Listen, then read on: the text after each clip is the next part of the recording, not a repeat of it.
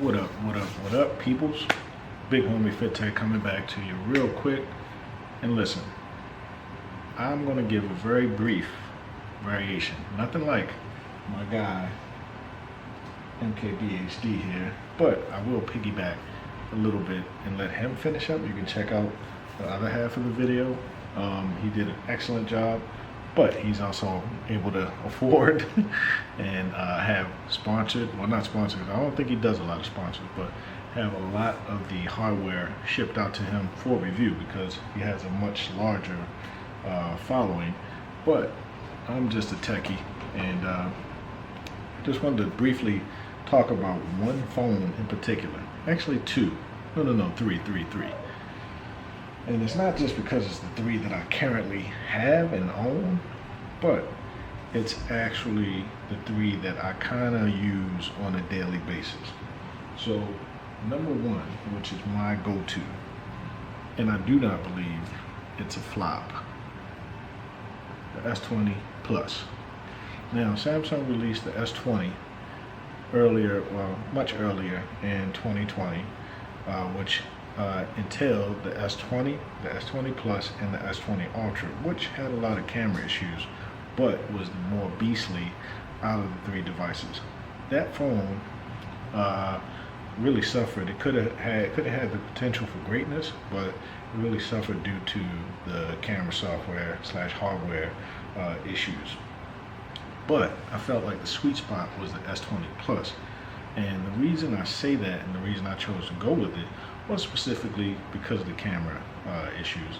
I did not want to go with the zoom, which I did think was interesting because it was a new technology, but I passed up on it and decided to go with the S20 Plus. Have not had any issues with this, and Samsung has come extremely far with their One UI, by the way. So shout out to Samsung. That's my personal number one phone, the S20 Plus. Second, none other than the beast from the east, the iPhone 12 Pro Max. Now, this phone definitely came in with a lot of improvements, definitely on the hardware side, sporting now a huge LED display, well, OLED display. Finally, Apple brought that up to the standard. The new camera sensors with the LiDAR scanner. The camera is absolutely amazing. Night focus, night shots are amazing. Video is amazing. This phone's a beast. Hands down the best iPhone out there, in my opinion. That will be number two for me. Now, I did also have the Pixel 4a in-house. Tested it for a little bit. Felt like it fell short, but price-wise, you could not beat that. Just piggybacking along, and also from experience with Marquez Brownlee, he shot that out of the park. But let's just go and talk about the pricing. Let's talk about the size, because we definitely, if you're rocking this, I don't care, I'm 6'2", I have pretty big hands. If you're rocking the 12 Pro Max, you're still dealing with reachability issues because the phone is just huge. If you're rolling with the Galaxy S20 Plus, you're dealing with reachability issues because the phone is huge. So when you get a little fatigued and you want to roll with something, you can just pull out of your pocket, point and shoot.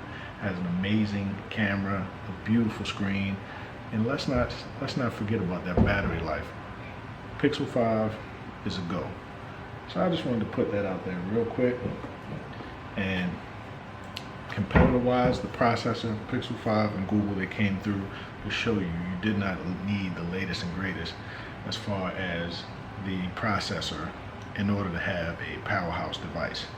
So that's just a little spin from your boy Bighomie Fit Tech on the amazing technology that came out this year.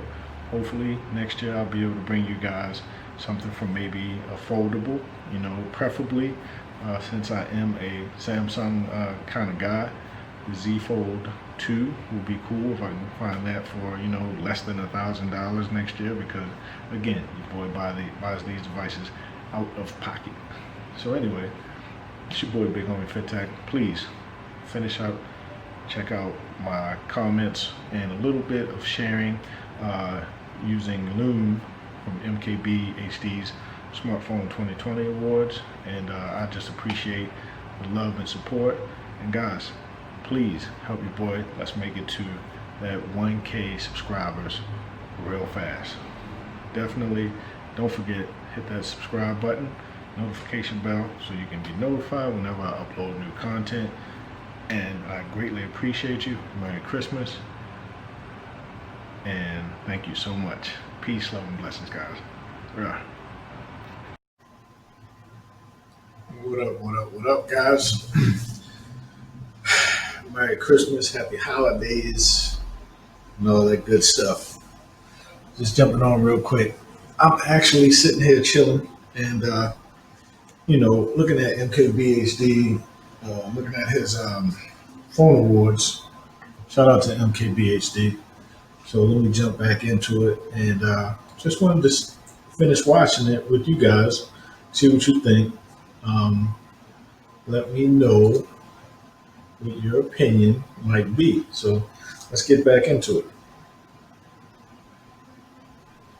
Looks like we just have display with its non-expandable storage. Like, this phone was absolutely never worth $1,000, and it deserves the Note 20 title. Let me pause this for a minute.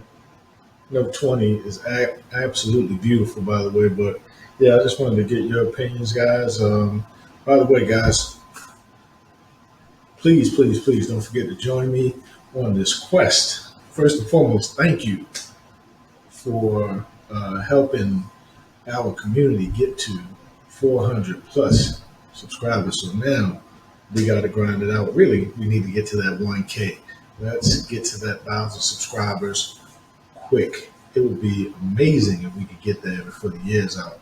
But let's go ahead and finish up this video. And again, let me know what you guys think. MKBHD Smartphone Awards 2020. Let's check it out together. Here we go. Couldn't recommend it. Now today, you can go on Amazon and get this phone for $799, which is closer to about right. But yeah, when this guy launched, it was definitely a miss, pretty uncharacteristic from Samsung, but that's why it's the bust of the year. Just never really landed. Also, honorable mention to the Escobar Fold 2, which I also don't have on this desk because it is in the possession of the FBI. Someday I'll be able to tell that story. All right, Most Improved Award, MIP 2020. And there's really only one phone, if I'm being real, that actually deserves this one. See, phones typically, we get a little bit of an improvement each year, maybe a faster chip, maybe a little bit of a better camera, maybe it's got a little refresh in the design. You see some cool stuff year over year, but sometimes this Most Improved Award goes to the biggest jump from a terrible phone the year before. This is none of those things. This is just a straight up significantly better phone than last year.